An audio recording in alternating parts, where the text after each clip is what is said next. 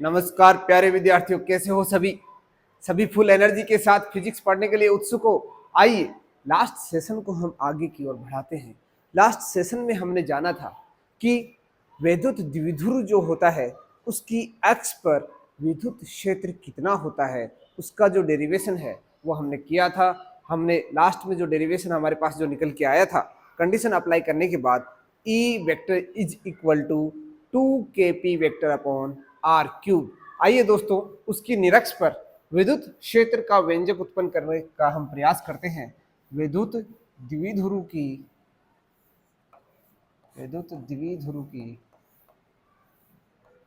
निरक्ष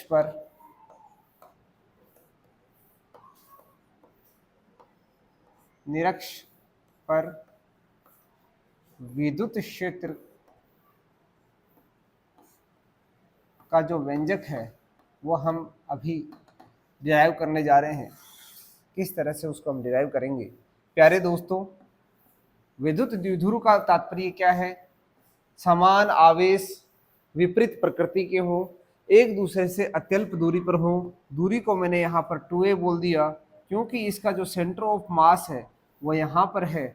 उसकी जो डिस्टेंस है इससे a है, इससे भी a है। तो यहाँ से इसकी जो निरक्ष है, ये निरक्ष है, इस निरक्ष पर इसे हम क्या बोलेंगे दोस्तों? निरक्ष।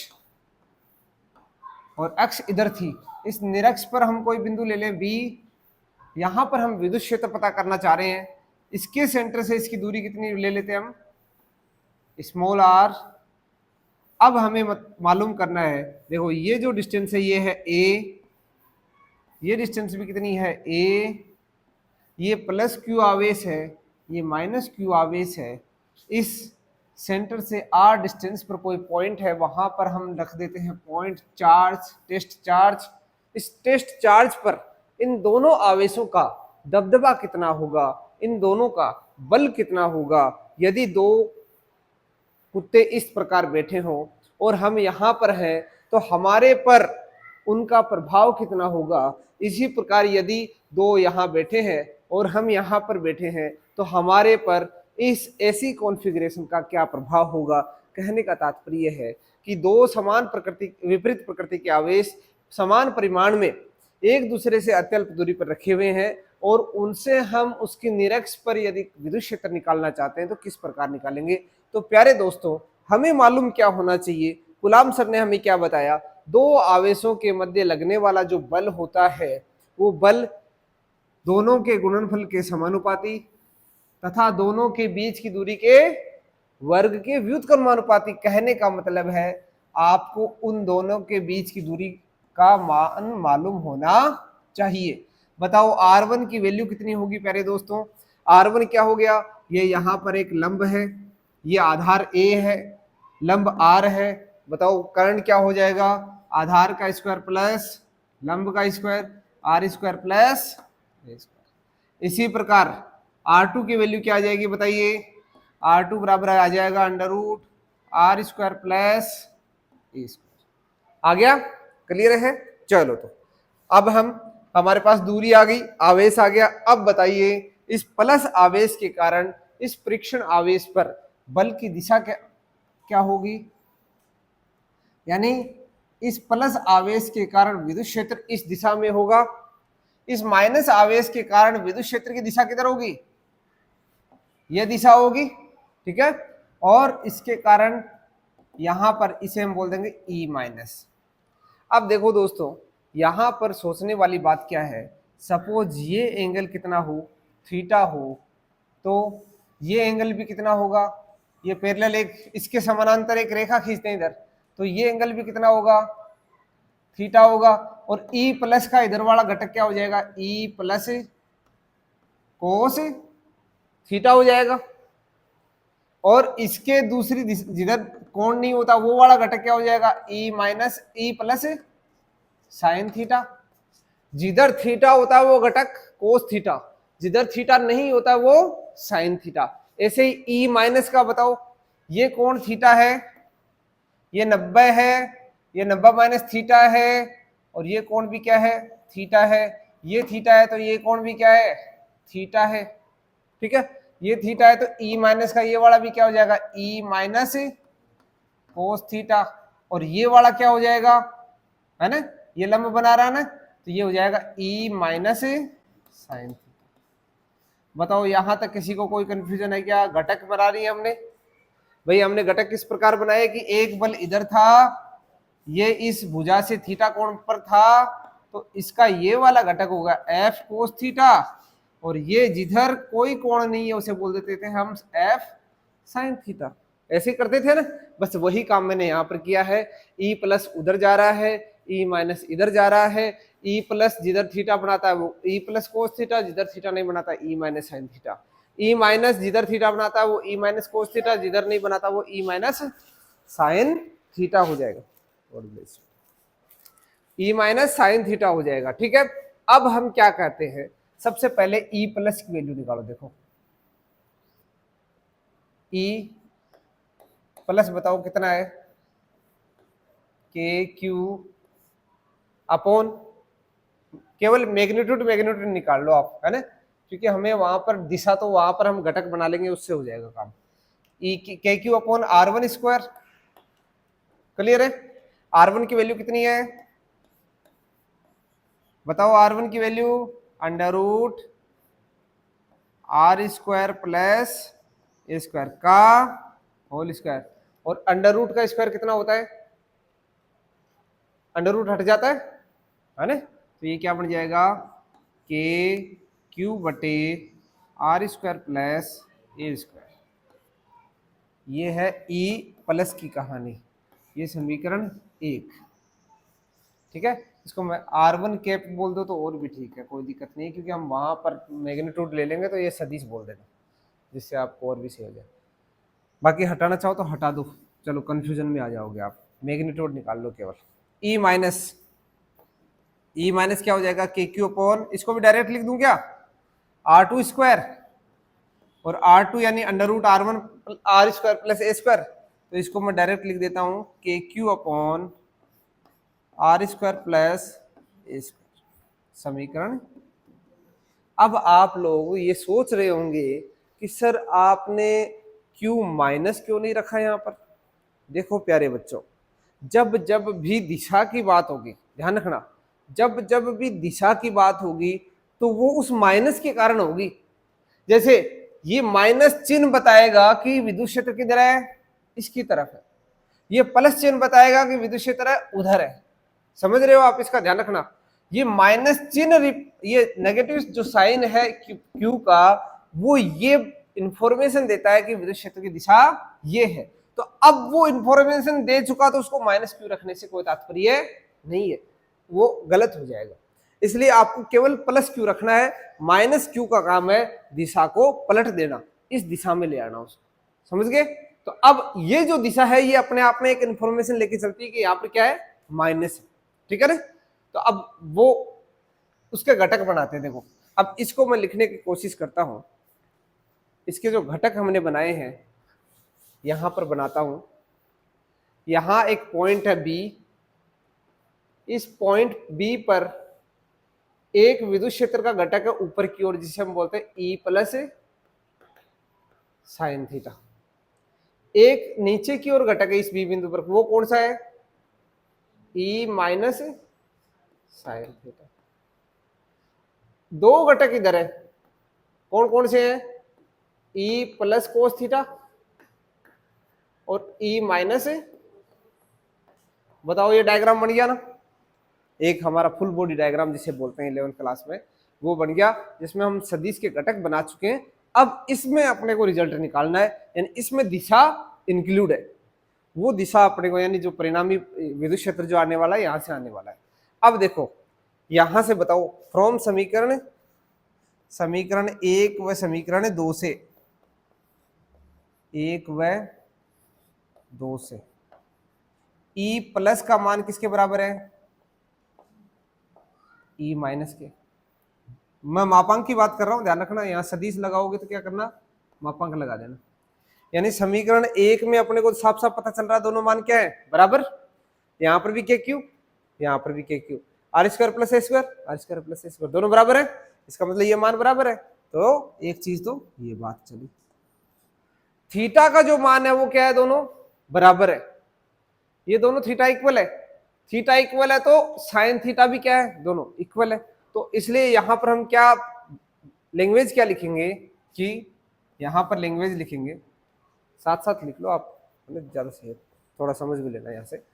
देखो यहां एक बार थोड़ा सा समझ लो, यहां क्या कहता है कि जो विद्युत क्षेत्र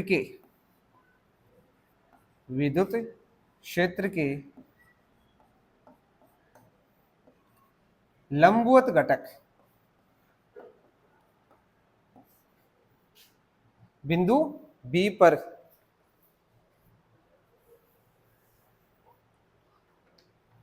विद्युत क्षेत्र के बिंदु बी पर ऊर्ध्वाधर या लंबवत,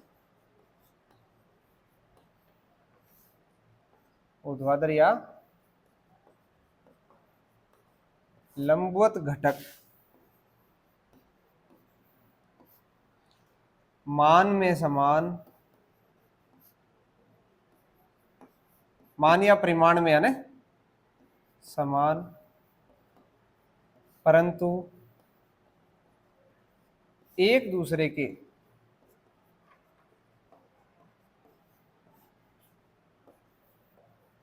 विपरीत होने के कारण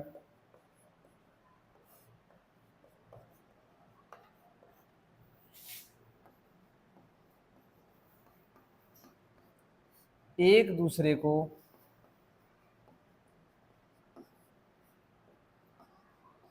निरस्त कर देते हैं।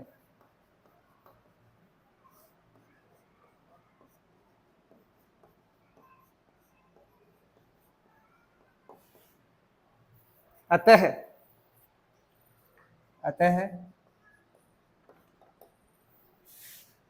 ऊर्ध्वाधर दिशा में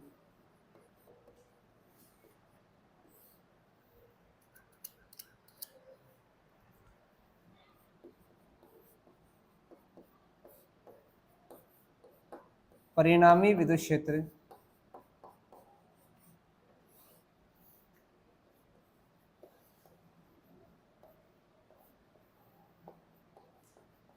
शून्य होगा, यानी ऊर्ध्वाधर दिशा में तो विद्युत क्षेत्र का कोई भी मान नहीं होगा, सीधी सी बात है, क्योंकि एक दूसरे को क्या कर देंगे, कैंसिल कर देंगे। अब आपने इतना लिख लिया हो तो मैं आपको क्षैतिज दिशा वाला और लिख देता हूं।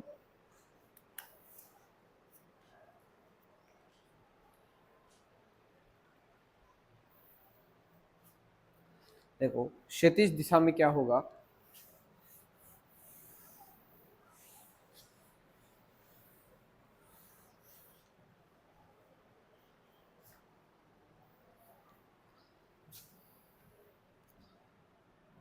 क्षैतिज दिशा में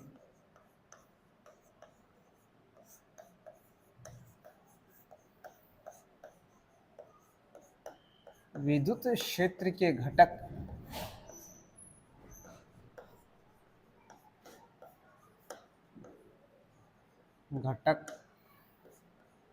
एक ही दिशा में है।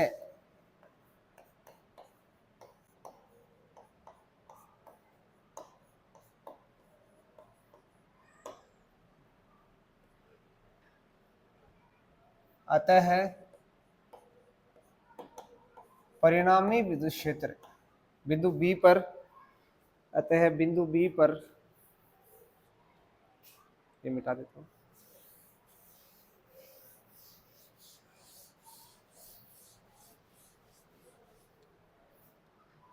अतः बिंदु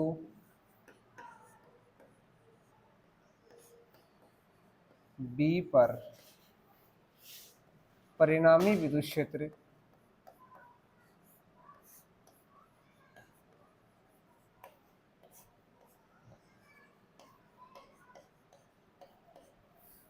ई बी बराबर क्या हो जाएगा,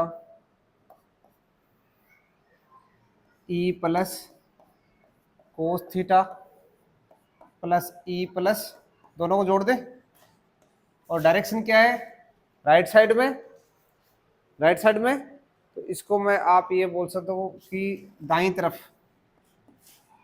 इस कॉन्फ़िगरेशन में दाईं तरफ है ये, और यदि इधर माइनस लेते उधर प्लस लेते तो ये बाई तरफ आ जाता। तो वो आप पर डिपेंड करता है आपने कैसे लिया उसको। तो ये क्या बन गया 2e प्लस कोस थीटा। ये भी सदिश बोल दूंगा मैं यदि दाएं तरफ लिखता हूं तो। ये तो पूरा इसका मान है और ये इसकी दाएं तरफ वाली क्या है दिशा है। अब देखो e प्लस का मान रखो। e प्लस का मान कितना है k q upon are square plus A square. Cos theta का मान प्यारे दोस्तों क्या होगा देखो, कोस थीटा बराबर, ये आपके सामने थीटा है, थीटा के सामने हमेशा क्या हो लंब होता है, ये आधार, आधार बटे कर्ण। तो आधार तो कितना दे रखा है a, कर्ण कितना है under root R square plus ए स्क्वायर। इसको यहां पुट कर दो तो ये हो जाएगा a upon under root R square plus A square. Under root को हम लिख सकते हैं घात आदि, घात एक और घात आदि दोनों में आधार क्या है समान, घातें जुड़ जाएगी, एक प्लस आदि कितना हो जाएगा 3/2। तो ये हो जाएगा और इस 2 को आगे ले जाऊं तो क्या बन जाएगा ये, और ये दिशा है दाईं तरफ।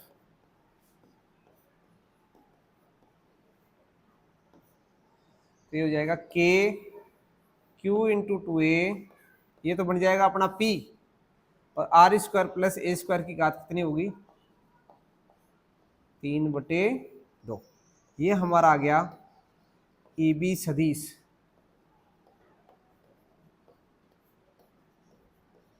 अब हम कंडीशन लगाएंगे, ये रिजल्ट है, फाइनल रिजल्ट यही है, इसी को हम काम में लेने वाले हैं। फाइनल रिजल्ट इसका यही है। इसमें जो कंडीशन लगने वाली है वो कंडीशन क्या लगा देंगे, आर का जो वैल्यू है ए से कम है, ए से ज़्यादा है तो ए स्क्वायर क्या हो जाएगा नगण्य। ए स्क्वायर नगण्य होते हम ए स्क्वायर को 0 पुट कर देंगे, और ए स्क्वायर को जो 0 पुट करते हैं यहाँ पर केवल आर स्क्वायर की घात 3/2 बचेगी, 2 से 2 कट जाएगी। तो उसको मैं यहाँ पर लिख दूंगा, एक बार आप इसको बना लीजिएगा फिर अपने इसको लिख लेते हैं।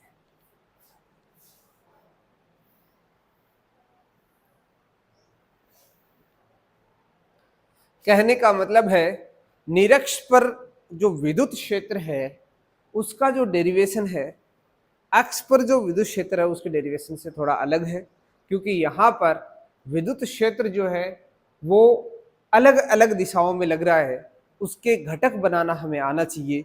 11th क्लास में आपने पढ़ा है घटक किस प्रकार बनाए जाते हैं। कोई भी सदिश होता है उसके घटक बनाने हो तो क्या करो, उस सदिश को किसी अक्ष के साथ जितने कोण पर है उससे कोस थीटा लगा दो, जिसके साथ थीटा नहीं लगा हुआ उसके साइन थीटा लगा दो। इस तरह से वो 2 टुकड़ों में विभक्त हो जाएगा, एक क्षैतिज घटक बोलेगा, दूसरा ऊर्ध्वाधर घटक नाम से जाना जाएगा। क्षैतिज घटक, अब यहाँ पर जो हमारे पास केस बना है क्षैतिज घटक दोनों हो गए, ई प्लस का भी हो गया ई माइनस का भी हो गया, सॉरी हाँ यहाँ पर क्या लिख देना ई प्लस बराबर, यहाँ लिख देना ई प्लस बराबर ई माइनस, वो वाला कॉन्सेप्ट। तब ई माइनस की जगह क्या बन जाएगा ये रहा, है ना, यहाँ माइनस ले लेना चाहिए, ये ई प्लस ई माइनस, तो ये इसको ई प्लस रिप्लेस कर देंगे तो ये बन जाएगा 2e प्लस, क्योंकि वहां क्या है एक तो ई प्लस कोस थीटा और एक ई माइनस कोस थीटा, इस ई माइनस का भी कोस थीटा ई प्लस का भी कोस थीटा, दोनों को हम ऐड करेंगे, ई माइनस की जगह ई प्लस रख देंगे तो ये बन जाएगा 2e प्लस कोस थीटा। इस प्रकार ये हमारे पास एक डेरिवेशन आ जाएगा।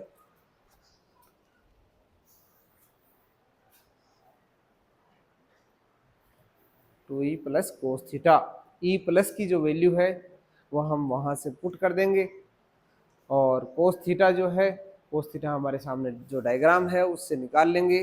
पाइथागोरस सर ने बहुत ही आसान तरीके से लाल बट्टे कक्का जो समझाया था, यानी आधार बट्टे जो कर्ण होता है उससे कोस थीटा की वैल्यू हम पुट कर देते हैं, और हमारे पास ये एक सुंदर सा डेरिवेशन आ जाता है। और इससे हम बता देते हैं कि एक ऐसा निकाय जिसमें 2 आवेश समान परिमाण के हों, दोनों के बीच एक अल्प दूरी हो और दोनों आवेशों की प्रकृति विपरीत हो, तो ऐसे निकाय से जो विद्युत क्षेत्र है उसे हम किस प्रकार निकाल सकते हैं। हमने पहले के जो सेशन है उसमें जाना कि अक्ष पर किस प्रकार विद्युत क्षेत्र होता है, अब हमने जाना कि निरक्ष पर किस प्रकार विद्युत क्षेत्र होता है।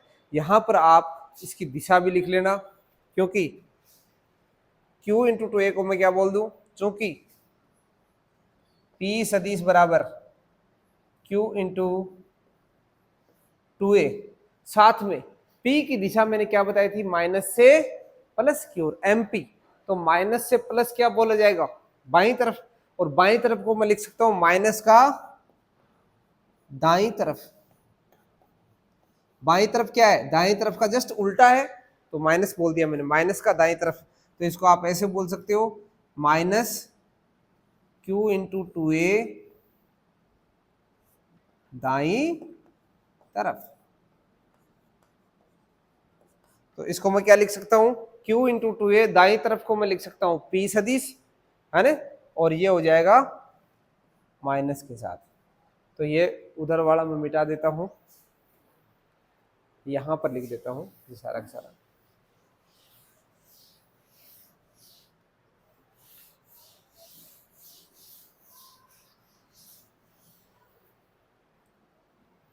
तो ये क्या बन जाएगा, ई बी सदिश बराबर माइनस का के पी सदिश बटे आर स्क्वायर प्लस ए स्क्वायर की घात 3/2। अब मुझे यहाँ दाईं तरफ बाईं तरफ लगाने की आवश्यकता नहीं है, क्योंकि दाईं तरफ का जो इन्फॉर्मेशन है वो किस में आ गया, पी सदिश में आ गया, है ना।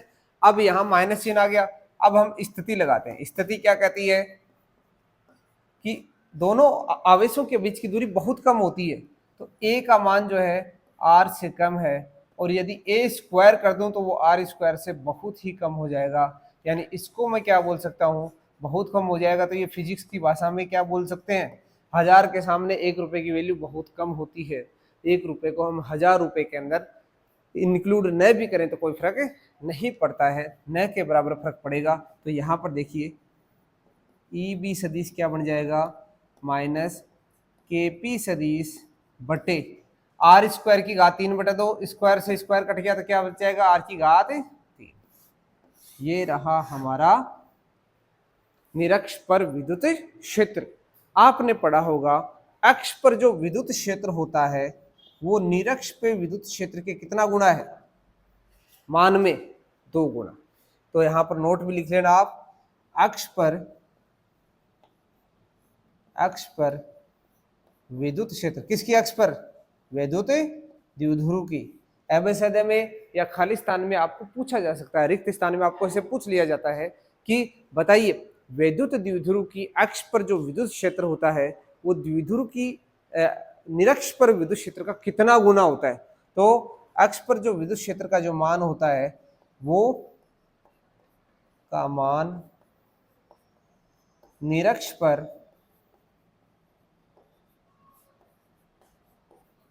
विद्युत क्षेत्र के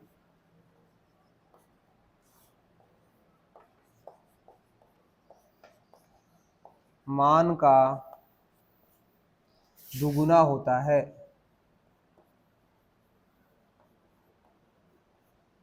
मान का दुगुना होता है, यानी अक्ष पर जो विद्युत क्षेत्र का मान होता है वो निरक्ष पर विद्युत क्षेत्र के मान का क्या होता है, दुगुना होता है।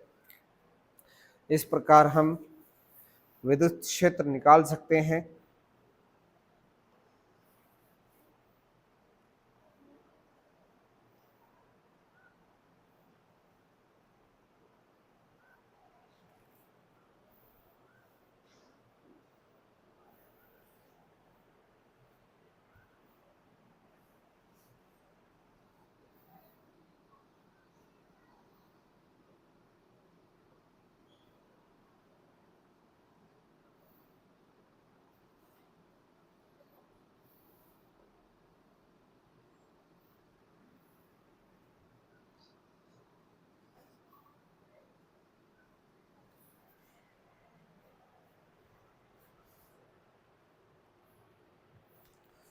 तो दोस्तों हमने जाना कि एक विद्युत द्विध्रुव है, उसके निरक्ष पर जो विद्युत क्षेत्र है उसका व्यंजक हमारे पास क्या आया, माइनस के पी अपॉन आर क्यूब। आइए उसी पर आधारित यानी एक विद्युत द्विध्रुव का हम उदाहरण करते हैं। एनसीईआरटी की बुक से ये उदाहरण लिया गया है, उदाहरण 1.10, और इसमें क्या बताया गया है कि 10 माइक्रोकुलाम के दो आवेश हैं, एक प्लस आवेश है, एक माइनस आवेश है। आपको चित्र भी दिया गया है, इस डायग्राम में आपको देखकर ये बताना है कि विद्युत क्षेत्र कहाँ पर कौन कौन से बिंदु पर कितना होगा। देखो पहले पढ़ते हैं 1 बाय 1, इसको 1 लाइन बाय लाइन पढ़ते हैं। इसको 10 माइक्रोकुलाम के आवेश यानी 10 माइक्रोकुलाम माइनस का, ये प्लस का, ये बिंदु ए पर रखा गया है, ये बिंदु बी पर रखा गया है। आवेश एक दूसरे से 5 मिलीमीटर दूरी पर स्थित है। कहने का मतलब है बिंदु ए से बिंदु बी के बीच की दूरी को, जिसे हमने 2a लिखा था, वो कितनी है मेरे प्यारे दोस्त, 5 मिलीमीटर। यानी मैं यहां पर लिख दूं दिया हुआ है। सॉल्यूशन में क्या लिखोगे, सबसे पहले एक एक लाइन को पढ़ते जाओ और जो आपको गिवन इन्फॉर्मेशन है वो लिखते जाओ। दिया हुआ क्या है, दिया हुआ है,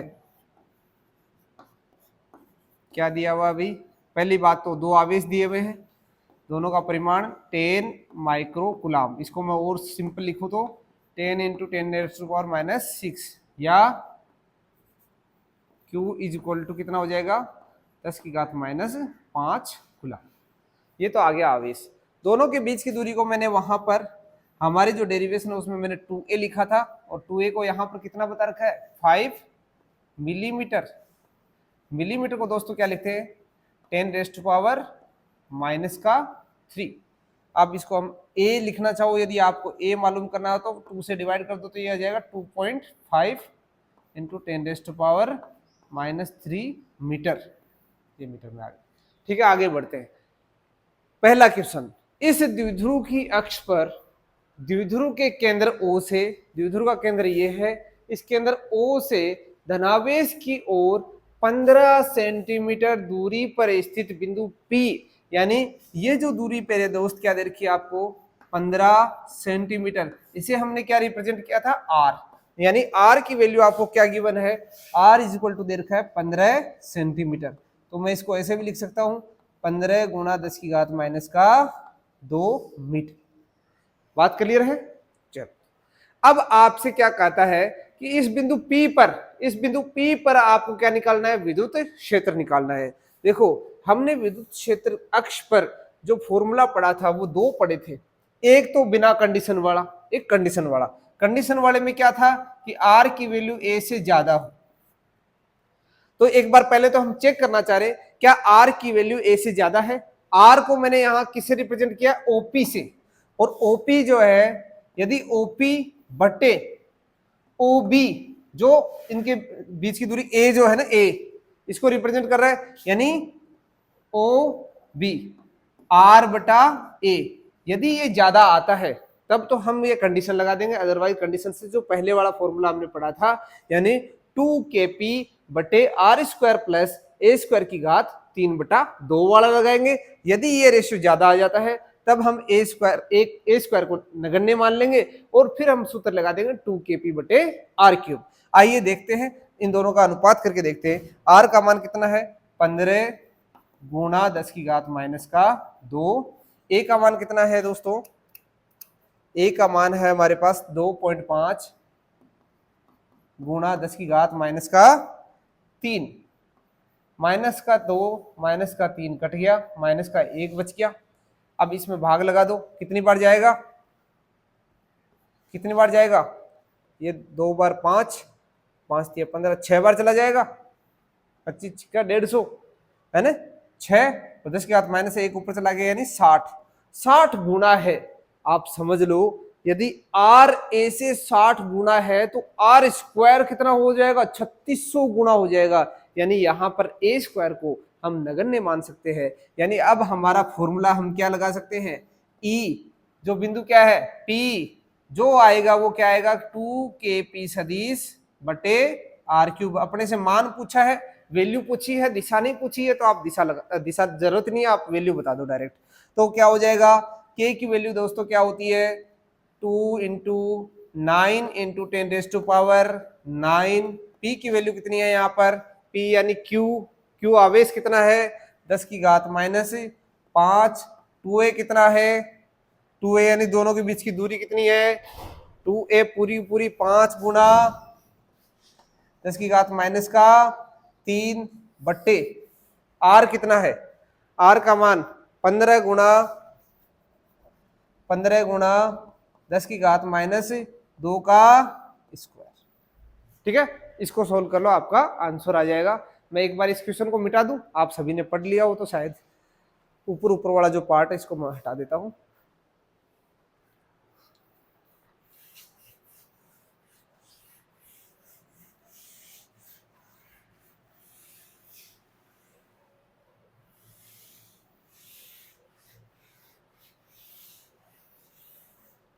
यानी ये यदि आपको यहां थोड़ी सी दिक्कत हो रही है तो मैं एक काम करता हूं, इसको दोबारा वहां ऊपर लिख देता हूं अच्छे तरीके से। देखो k की वैल्यू कितनी होती है 9 into 10⁻⁹ newton into metre square पर कूलम स्क्वायर। यहां पर 2a की वैल्यू कितनी दे रखी है, यानी p चाहिए अपने, और p का फॉर्मूला क्या होता है q इंटू 2a, और q की वैल्यू कितनी दे रखी है वो पुट कर दो 10⁻⁵। 2a की वैल्यू कितनी है 5 इंटू 10⁻³ इसको हल कर लो, कितना हो जाएगा 5 इंटू 10⁻⁸ कूलम इंटू मीटर। ये आ गया हमारे पास p। अब फॉर्मूले रख दो डायरेक्ट। r कितना है, r यहाँ पर हमने लिख रखा है डायरेक्ट, अब रख सकते हो आप। तो ep कितना आ जाएगा, e कैपिटल p है, ep इज इक्वल टू कितना आ जाएगा 2 इंटू 9 इंटू 10⁻⁹ p की वैल्यू कितनी आई स्मॉल p की 5 इंटू 10⁻⁸ डिवाइडेड बाई r कितना है 15 को 3 बार गुणा कर दे, 15 गुणा 10 की घात -2 का घात 3 बार है। अब इसको 3 बार गुणा कर लो और हल करो। देखो हल करके कितना आंसर आ जाएगा 5 3 15, एक तो ये कट जाएगा। पहले इसको 10 की घात वाले को पहले हल करो, सबसे पहले 10 की घात हल करो तो ये आ जाएगा 9 दूनी 18 90, ऊपर तो 90 आ गया, और 10 की घात 9 8 एक बच गया, नीचे कितना बच गया 15 गुणा 15 गुणा 15 गुणा 10 की घात -6, -6 को ऊपर ले जाओ, 15 छिक्के 90, 6 बच गया, 6 में 2 बचेगा, 3 से 5 कट जाएगा, 15 5 75, 2 बटे यानी ऊपर 20 नीचे 75, और ये -6 ऊपर गया प्लस का 6 आ गया।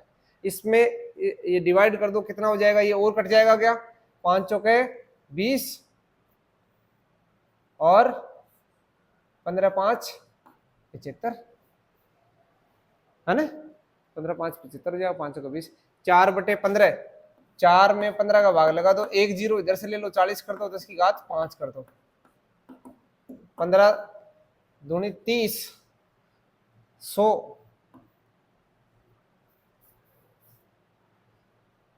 6 बार जाएगा 90 आ जाएगा, 1 0 आ जाएगा, फिर 6 आ जाएगा, 10 की घात माइनस का प्लस का 5 क्या आ जाएगा न्यूटन पर कूलम। ये आ जाएगा अक्ष पर विद्युत क्षेत्र 2.66 गुणा 10 की घात 5 न्यूटन प्रति कूलम।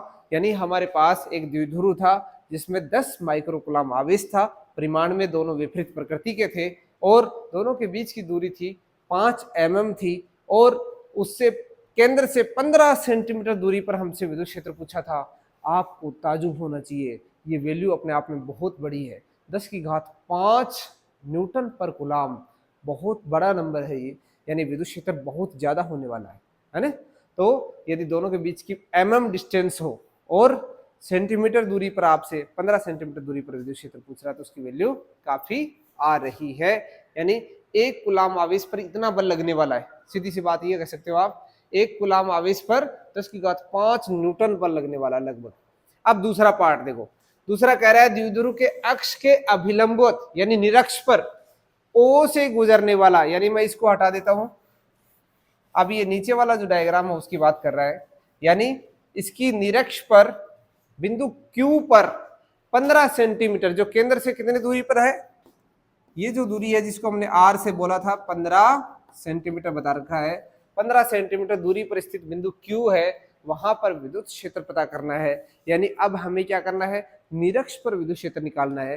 दोस्तों निरक्ष पर विद्युत क्षेत्र का हमारे पास फॉर्मूला क्या था, minus KP upon are square plus A square की घात 3/2।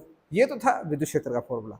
पर कंडीशन लगाने के बाद यानी आर की वैल्यू ए से ज्यादा है, तो ऐसी स्थिति में minus KP upon are cube था। आइए देखते हैं कंडीशन लग पाती है या नहीं।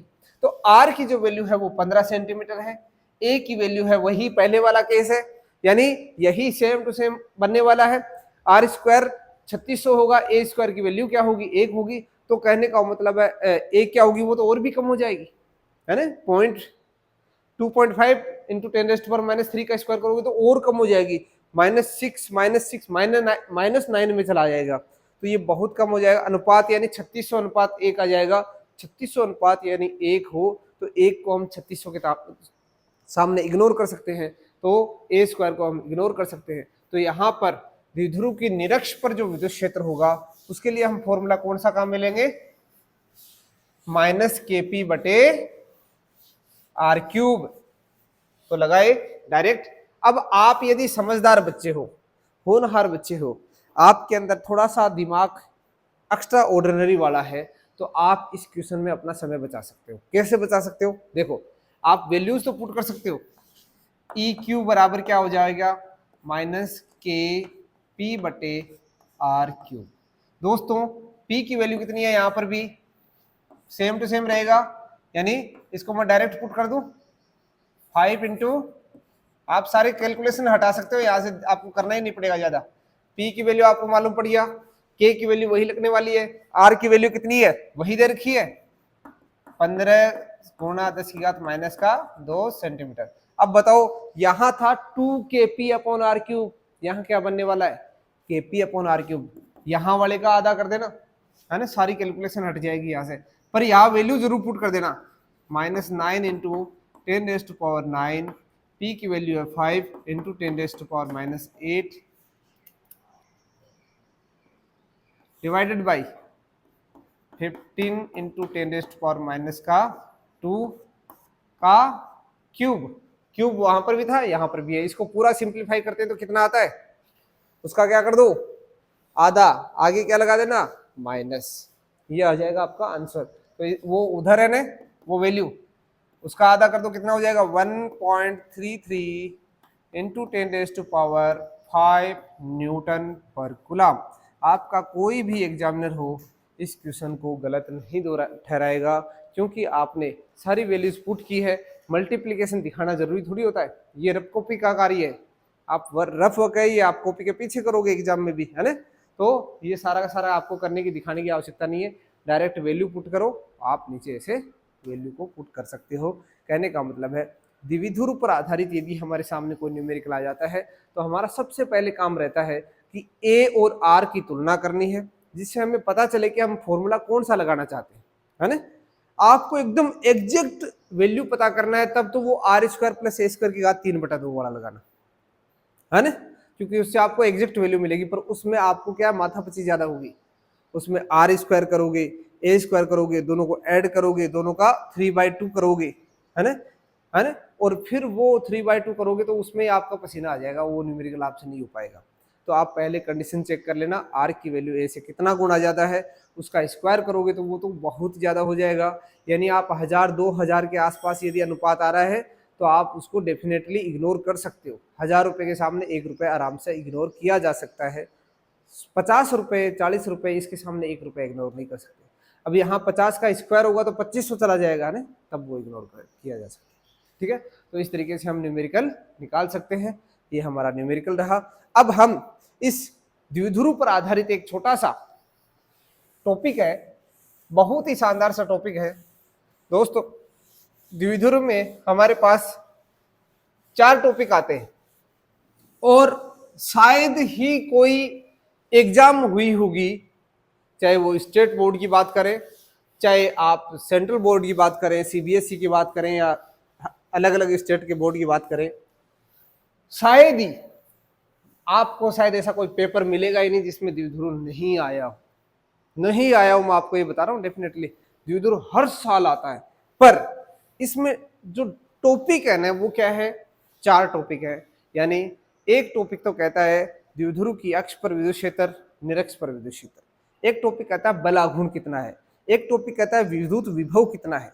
एक टॉपिक कहता है स्थितिज ऊर्जा कितनी है। तो ये चारों टॉपिक अच्छे से क्लियर हो जाएंगे। आपको एक आता है विद्युत क्षेत्र वाला आता है तो आपको विभव वाला भी आसान तरीके से आ जाएगा और स्थितिज ऊर्जा भी आसान तरीके से आ जाएगा।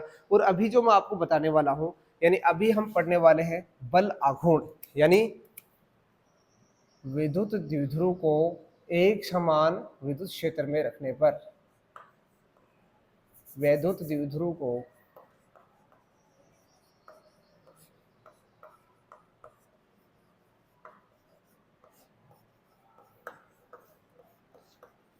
एक समान विद्युत क्षेत्र में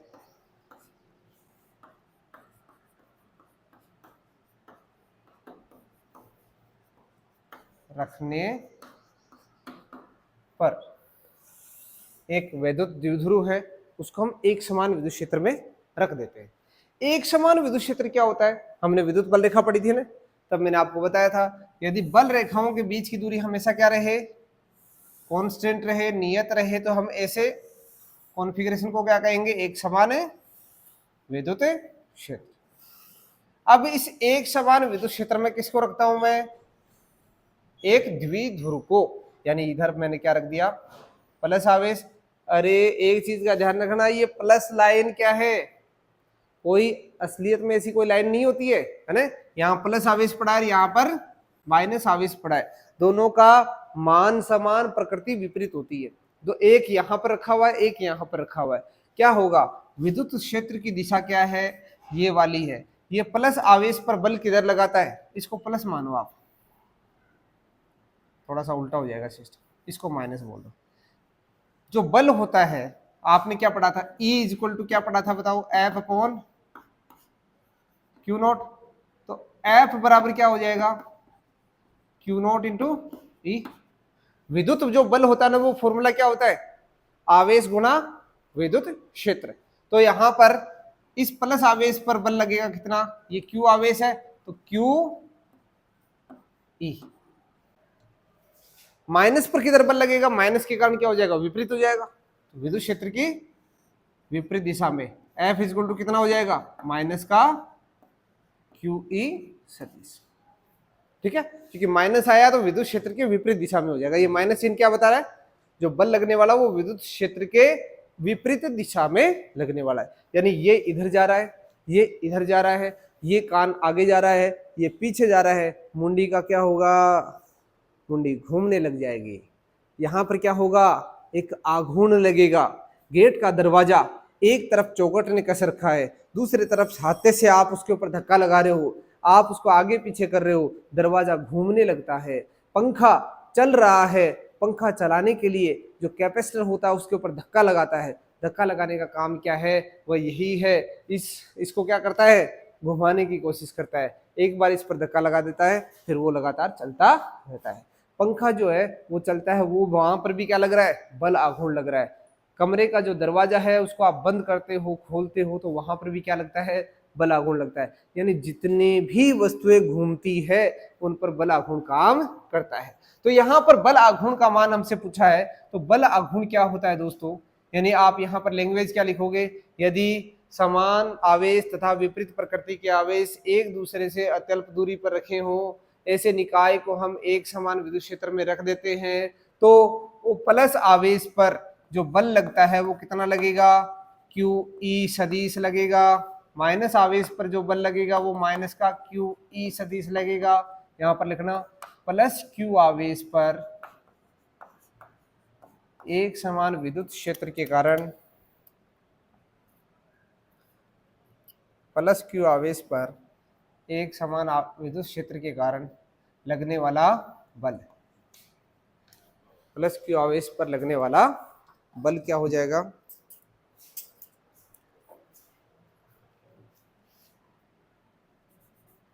पर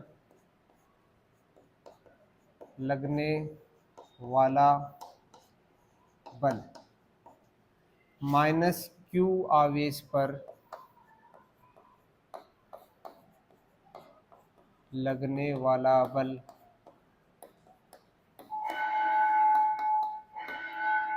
चूंकि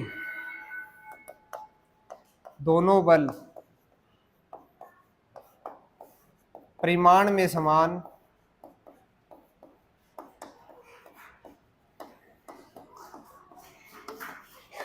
परंतु दिशा विपरीत है,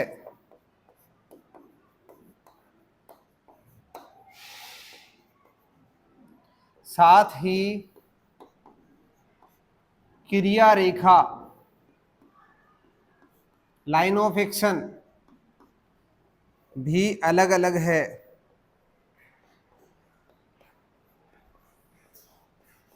अतः द्विध्रुव घूर्णन करने लगता है।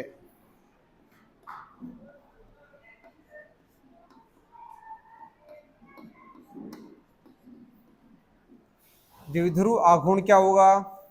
बल आघूर्ण, सॉरी, घूमने लगता है तो बल लग रहा है, और बल लग रहा है तो बल आघूर्ण लग रहा है। उस बल को, घूमने वाले बल को हम कहते हैं बल आघूर्ण, जिसे हम किससे लिखते हैं? टाउ से। वो किसके बराबर होता है? बल गुणा आघूर्ण भुजा, आघूर्ण भुजा या लंबवत दूरी, ये वाली दोनों क्रिया रेखाओं के बीच की लंबवत दूरी। ये जो दूरी है इसे हम बोलते हैं 2a। तो ये क्या हो जाएगी? 2a, ये थीटा एंगल है, थीटा के सामने लंब, तो लंब बटे कर्ण क्या हो जाएगा? Sine theta. तो इसे मैं बोल दूंगा 2a साइन थीटा। तो बल तो कितना है? QE, और आघूर्ण भुजा कितनी है? लंबवत दूरी कितनी है? आघूर्ण भुजा यानी लंबवत दूरी कितनी है? लंबवत दूरी, दोनों बलों के बीच की लंबवत दूरी वो है 2a साइन थीटा। तो मैं इसको कैसे लिखूंगा? Q tau vector is equal to सदिश बराबर, ये सदिश है भाई, टाउ सदिश बराबर Q इंटू 2a को तो आओ ले आओ साथ साथ में, E साइन थीटा। इसको मैं क्या बोल सकता हूं? क्या बोल सकता हूं बताओ? Q इंटू 2a को क्या बोल सकता हूं? द्विध्रुव आघूर्ण। तो इसको मैं बोल दूं P E साइन थीटा। ये किसके बराबर है? टाउ सदिश के। टाउ सदिश साइन थीटा कब आता है? जब दोनों के बीच में क्या लगता है? क्रॉस लगता है। सदिश गुणनफल होता है तब उसे क्रॉस कहा जाता है, और क्रॉस होता है तो उसको जब ओपन करते हैं तो वो साइन थीटा आता है।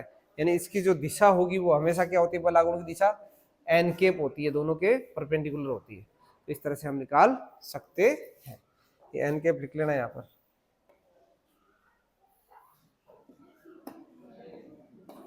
क्लियर है? चलो तो नेक्स्ट जो लेक्चर है उसके अंदर हम जानेंगे किस तरह से जो विद्युत क्षेत्र जो है वो हम बाकी जो निकाय है, जैसे हमारे पास एक सतत आवेश वितरित है, किस प्रकार सतत आवेश वितरण को हम परिभाषित करते हैं, एक लाइन के ऊपर आवेश बटा हुआ है तो उसे कैसे परिभाषित करते हैं, एक पृष्ठ के ऊपर, पृष्ठ के ऊपर यदि बटा हुआ है तो कैसे उसको परिभाषित करते हैं, यदि एक पूरे आयतन के अंदर, एक गेंद के अंदर पूरा आवेश बटा हुआ है तो कैसे उसको परिभाषित करते हैं, या उसके पृष्ठ पर है तो कैसे परिभाषित करते हैं, और यदि ऐसा आवेश वितरित है तो उसके कारण विद्युत क्षेत्र हम कैसे निकाल सकते हैं, वो हम नेक्स्ट लेक्चर के अंदर हम जानेंगे। तब तक के लिए जय हिंद, शुक्रिया।